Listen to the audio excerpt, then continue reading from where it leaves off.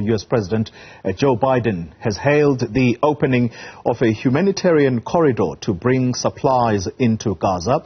Biden says about 20 aid trucks will be allowed to enter via the Egypt-Gaza-Rafah crossing, bringing the much-needed supplies. The announcement coming after Biden's brief visit to Tel Aviv. In his remarks, Biden says Washington stands for the protection of civilians.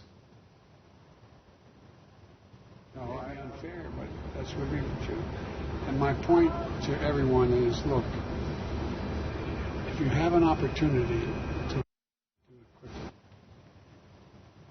All right, let's try and get some context now as to what exactly is happening. And we speak to the humanitarian organization Gift of the Givers, the project's coordinator in Ramallah, that's in Palestine. We'll speak now to Hanin Barghouti, who joins us from there. Hanin, thank you very much for your time. Let's begin with whether or not there has been any movement this morning between that Rafah and Gaza border.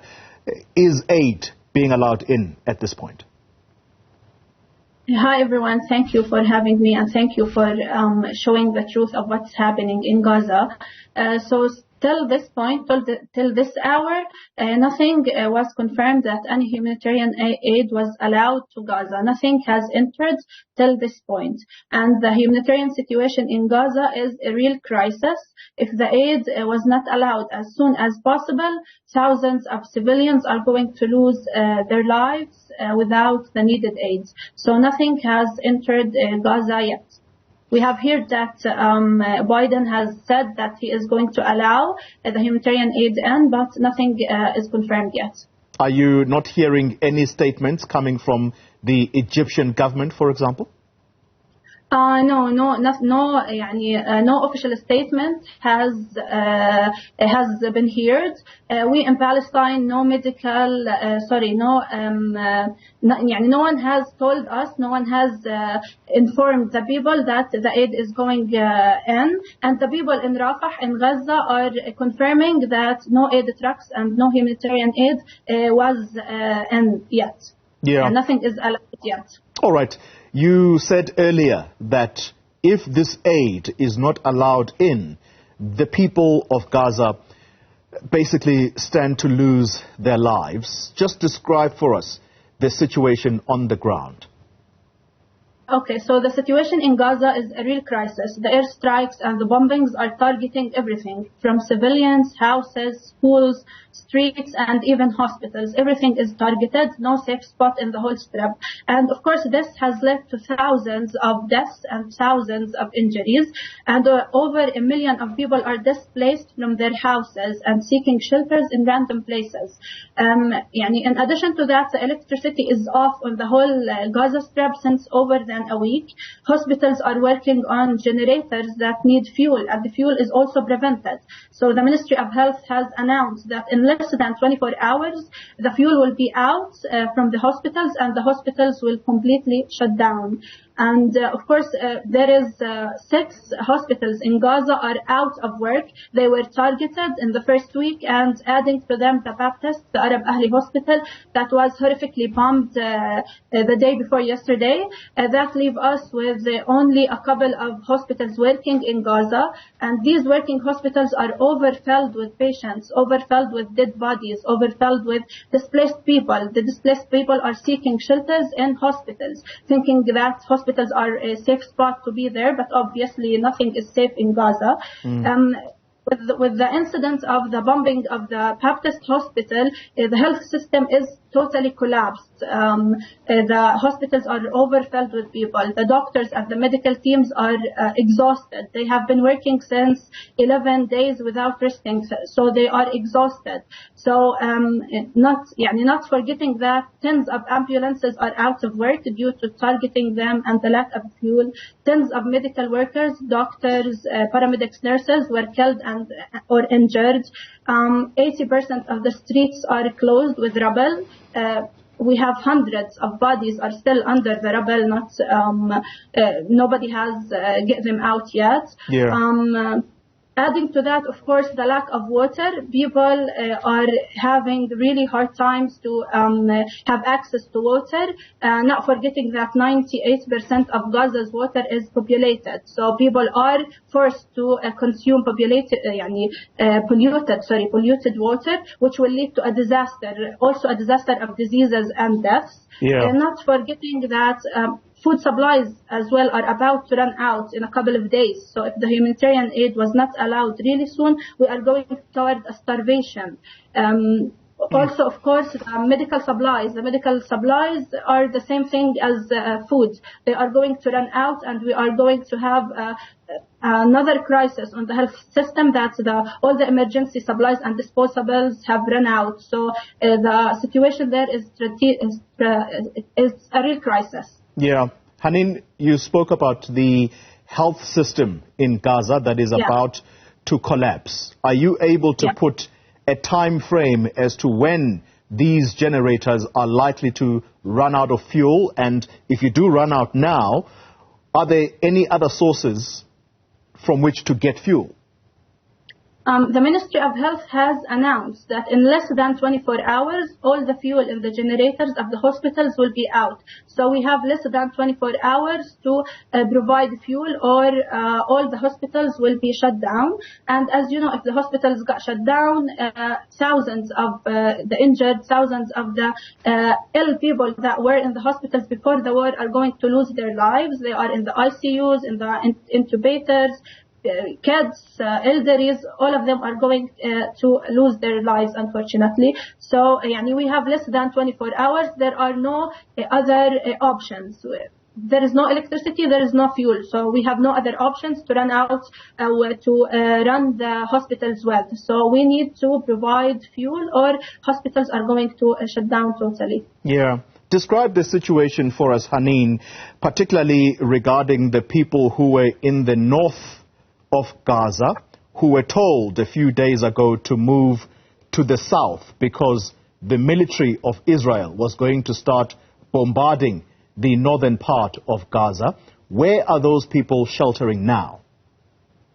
So, as you know, after the Israelis has told these people to move from the northern places in Gaza to the south, they have targeted them in the streets while they are fleeing their houses to the south. So a lot of people were killed.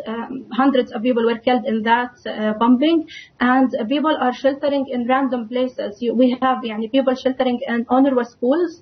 UNRWA schools are overfilled. The UNRWA schools usually can contain, let's say, 200 people. They are each school now has like tens of thousands of people sheltering in them. UNRWA schools are filled with displaced people.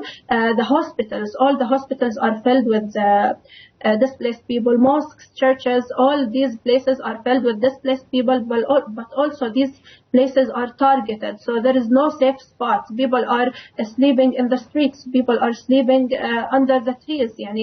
All places in Gaza has displaced people. They are running from their houses to seek a safe spot, but they are not finding any safe spot in Gaza. Yeah. So the situation is really hard. The displaced people are everywhere in random places and being targeted even after fleeing from north to the south. Even the south is being targeted and bombed. The Rafah border has been targeted twice, which is the border that the humanitarian aid must go from. So all places in Gaza, there's no safe spot in Gaza.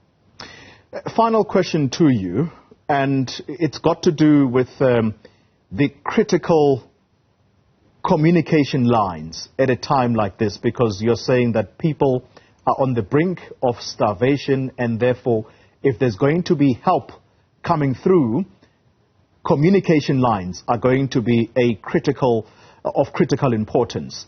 How is information disseminated in this chaotic situation that you have described, people sleeping under trees? Okay, we can see in all media channels and through, the influencers on the Instagram, the people who are in Gaza are trying to reflect what's going on in Gaza.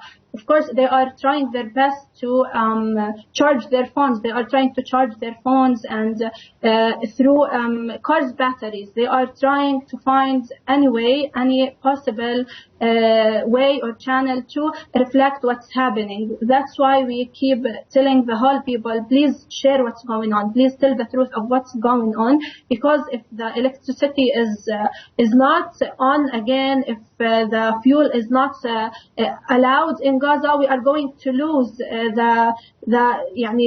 the small channels that we still have, the communication channels that we still have with the people in Gaza. We are going to lose them, and if we lost these communication channels, the people are going to die of lights. We are not going to, people are going to be dying without the word knowing, and that's the aim of cutting the electricity and the internet connection and all the telephone connections. That's the aim of cutting them, because they want the people to die, to suffer without the word knowing. So we still have some communication lines through the internet with the people there, through the media channels. The media is still covering there, using car batteries, using any possible way to get electricity and internet connection. But that is not a solution for the communication, because we are going, if the fuel isn't allowed to Gaza and the electricity is not on, we are going to lose these communications. So we're going to lose the communication. I can't tell you that there is a communication, because we are losing the communication. We are in the final days of seeing what's going on in Gaza, because everything is going to be shut down. As I let you go, Hanin, and this is going to be also quite important. So people were told to move to the south of Gaza. So presumably, if aid is going to come, it will be channeled towards the south of the Gaza Strip. How safe is that area? Okay, so as I told you before, the aid and the humanitarian aid is going to get into Gaza through the Rafah border, which is between Egypt and Gaza, in the south of Gaza. Rafah border is in the south. That's why they are telling people to go to the south, because it's the border between Egypt and Gaza. They want the people to leave from Gaza to Egypt and to empty Gaza. And the humanitarian aid is going into Gaza through Rafah border. That's why they are asking people to go to the south, but they are also targeting and bombing the south. They have targeted this Rafah border twice. So even when they tell the people to go to safe places, these places are not safe.